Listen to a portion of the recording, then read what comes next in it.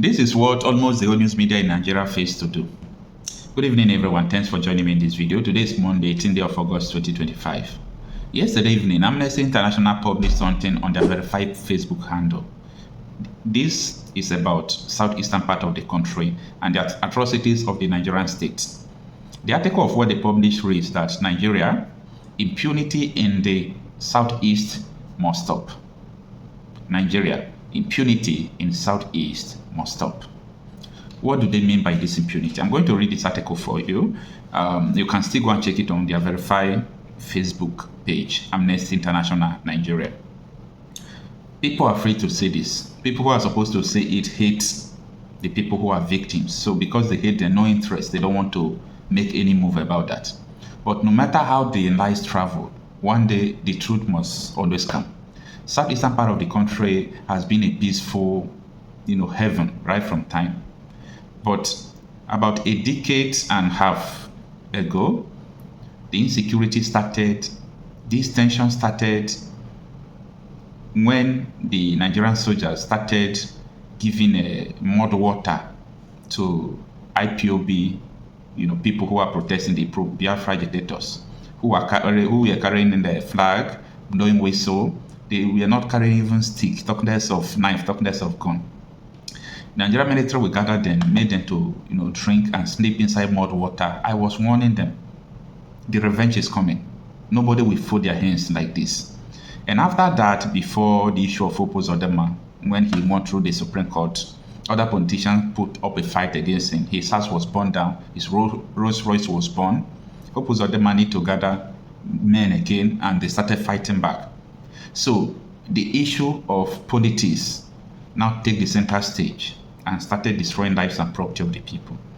But the reason why the military continue to call ipob, the Nigerian state continue to call ipob, is because they know what they have done. They know that they sin against these people. They have committed atrocities against these people. They expected a brutal retaliation.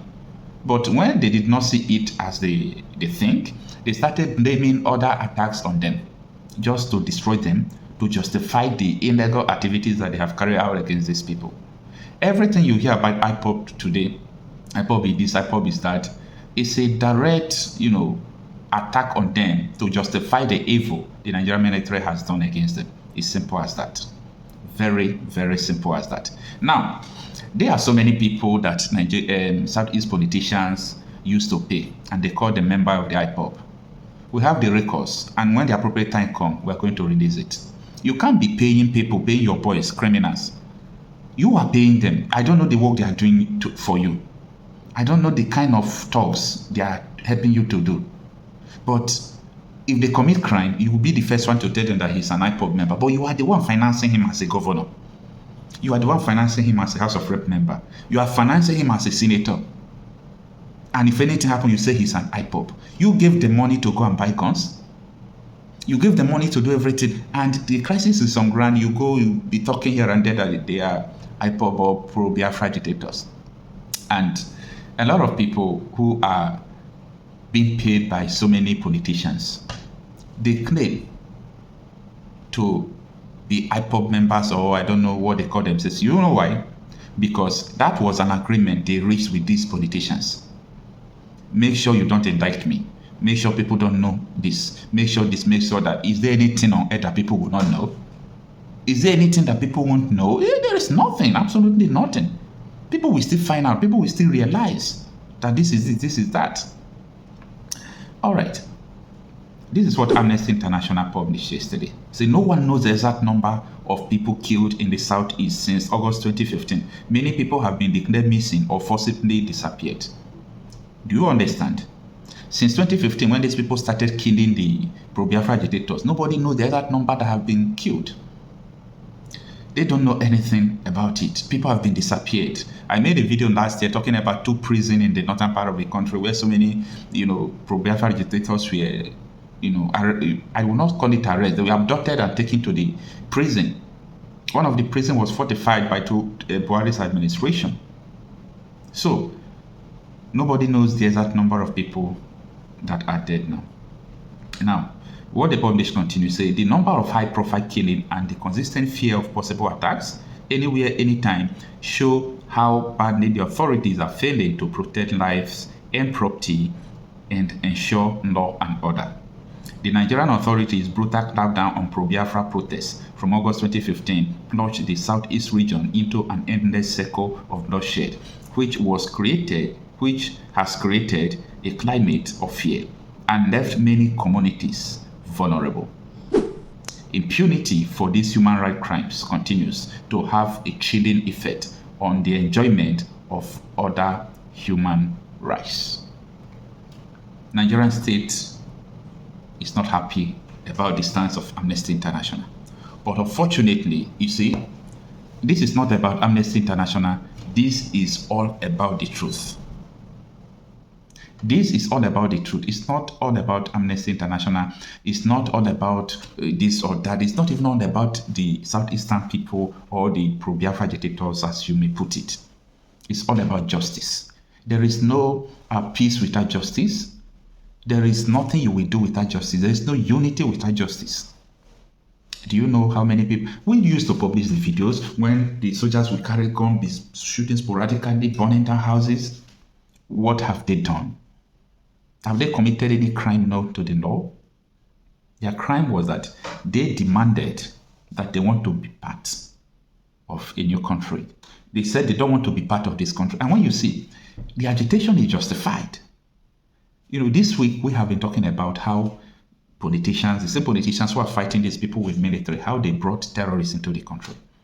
So if you bring a terrorist into the country, and so part of the country said, no, you brought these terrorists into this country, we don't want to be part of it again, is a very justifiable cause. So I don't know why so many people, they don't want, this is hatred.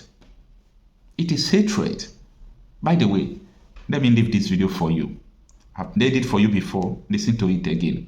What Buhari told Fani Kayode when he told him that I hate the Igbos because of what happened before. So all this extrajudicial killing that Amnesty International is reporting, go and check it. It is because of the hatred of Buhari against the Igbos that led him to do that. And Buhari himself told FFK, and FFK came to the public to say, this is what Buhari told me, and he was sending Nnamdi Kanu. Leave the person who is sending the message, to you, and take the message the person is sending.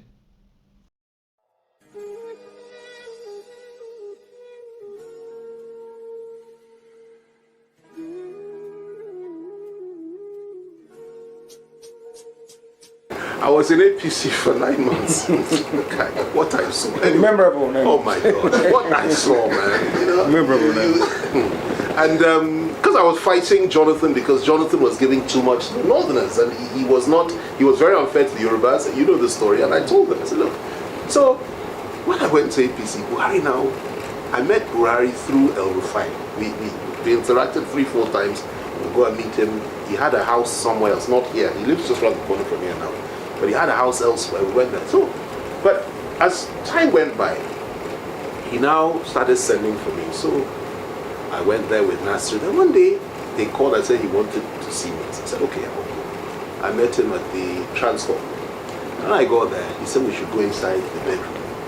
So we sat in the bedroom talking. He started talking. He said, he wants to, I know his aspiration, but he has a challenge with trusting people in view of what has happened to him in the past. But that he just wants me to know that he would want me to work closely with him if he manages to win the nomination for his party, and that he likes me, I'm courageous. The Obasanjo said a lot to him about me, that once I'm on board, I will fight all the way, and he loves that. Anyway, to cut a long story short, let me tell you why I'm telling you this story. We started talking about the history and about the Igbos. You know what this man said to me? He said, they killed our leaders in the middle of the night, and we can never forget it. That it's a cultural problem. You can't trust them. When he was talking about trust, that's where it came up. I said, sir, they killed not just northern leaders. They killed leaders from every zone. Southwest, where I come from, yes. The Niger, the south, everywhere. Every zone, not just the north, And he said, no, he said, but we remember, we will never forget. Those words, we will never forget. And and we cannot trust them. He said it's a cultural problem. When he said this, it's sunk in. I had never seen that level of racism in any. I mean, I've interacted with quite a few leaders. I've never seen that. This was deep-seated hatred for a whole nation of people. And I left that room thinking to myself, these people have to be stopped. Because if they're not stopped, if they have power, what they will do, first they will deal with the Igbos, yes. Then they will come and deal with us. You know, they will deal with everybody. And it's one of the main reasons, apart from the issue of Muslim ticket. That's what I said, no. Not only will I leave them, I will also expose them and fight them. You understand there are some basic, fundamental, core issues that you must never compromise on. It's not about giving Nnamdi Kanu a position of SGF or position of vice president or something like that. Because if you do that, he will serve his term, then we'll be back to square one. Square zero, man. Absolutely. You know, you've got to fight for your people. You've got to fight for your people. And get a structural, seismic change, both in thinking and in approach. And if they say no, then break it. You know, I told you when we were in detention, the truth is I don't even believe in this union anymore. I don't believe in it. I don't believe in Nigeria. I don't believe that the Northwest and the Northeast, you know, as they are now, should be part of us. Because their whole mindset, their whole, you know, view about the world is different to ours.